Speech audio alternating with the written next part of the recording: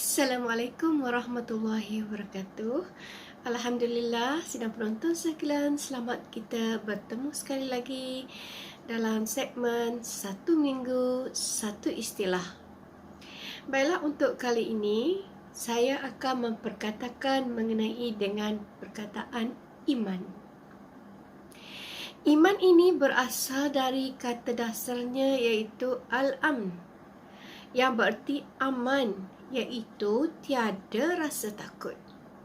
Pengertian iman dari segi istilah pula ialah mempercayai Allah Subhanahu wa Ta'ala dan Rasulnya dengan pengucapan lidah dan kepercayaan dalam hati tanpa rasa syak dan ragu, dan mengamalkannya dengan anggota.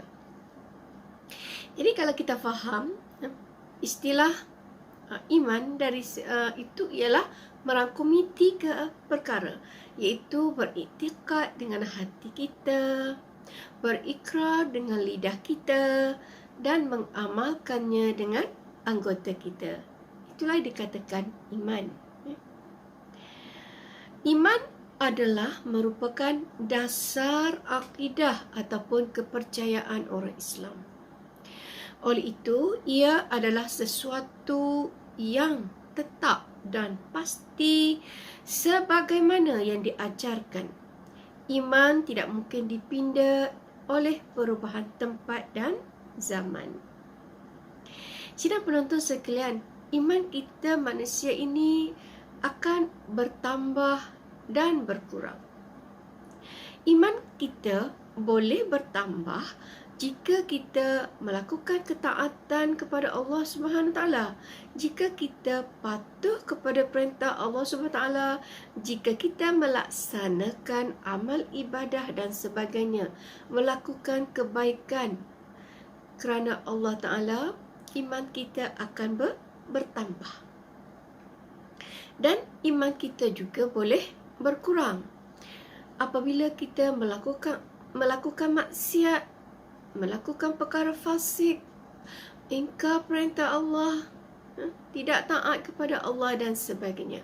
Di sini akan berlakulah pengurangan iman seseorang. Jadi, untuk memperkuatkan sesuatu ataupun sebuah iman ini dalam diri seseorang, maka pengertian iman tersebut harus diwujudkan dalam rukun iman yang 6 ini. Iaitu yang pertama ialah percaya kepada Allah, percaya kepada malaikat, percaya kepada kitab, percaya kepada Rasul, percaya kepada qada dan qadar, dan percaya kepada hari akhirat. Jadi merangkumi ke-6 rukun iman ini. Sidang penonton yang dikasihi sekalian, iman memainkan peranan yang penting dalam kehidupan seorang Islam.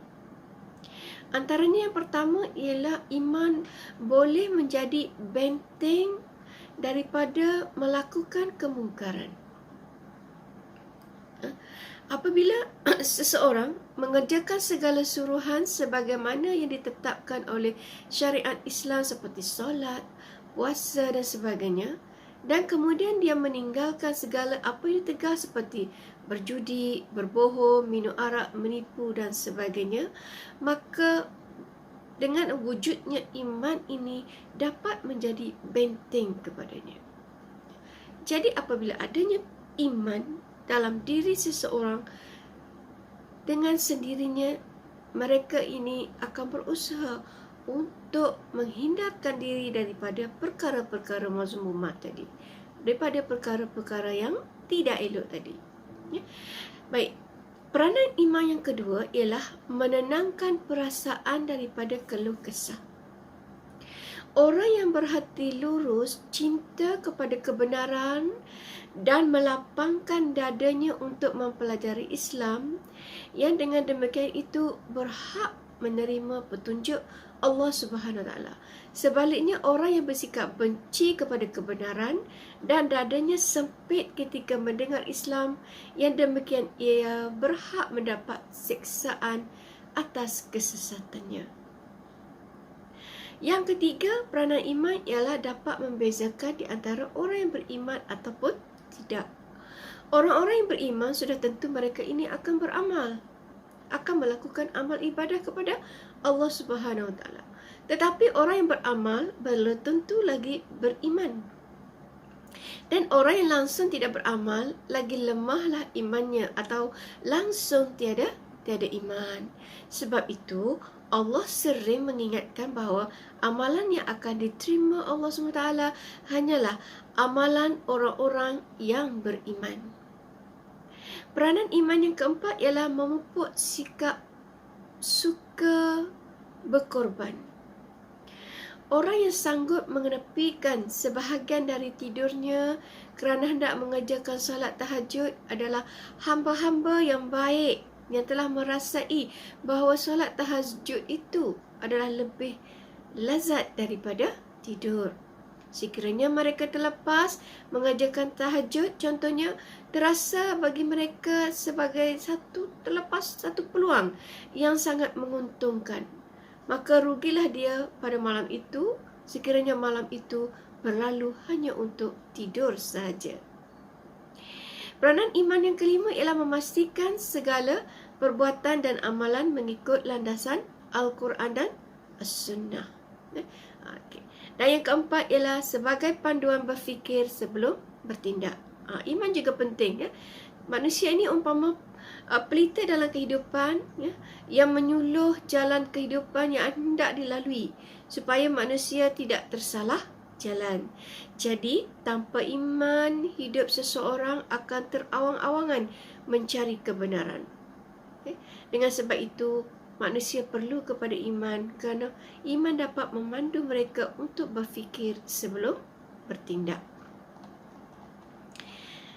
Sidang penonton sekalian, demikianlah tadi perkongsian saya berkenaan dengan iman. Semoga perkongsian saya ini dapat memberi manfaat kepada kita semua, insya-Allah. Dan saya akhiri, sebelum itu saya ingin memberikan sedikit kesimpulan bahawa iman mesti disertakan dengan amal soleh. Amal soleh ini berarti kita melaksanakan perintah Allah SWT dan meninggalkan segala larangannya. Iman tanpa amal yang mulia tidak mendapat tempat dalam Islam. Jadi jelaslah bahawa kombinasi ataupun gabungan iman dan Islam akan dapat membentuk seorang Muslim sejati yang tunduk dan patuh kepada Allah SWT secara zahir dan batin. Sekianlah dahulu, wabillahi taufiq wal hidayah. Wassalamualaikum warahmatullahi wabarakatuh.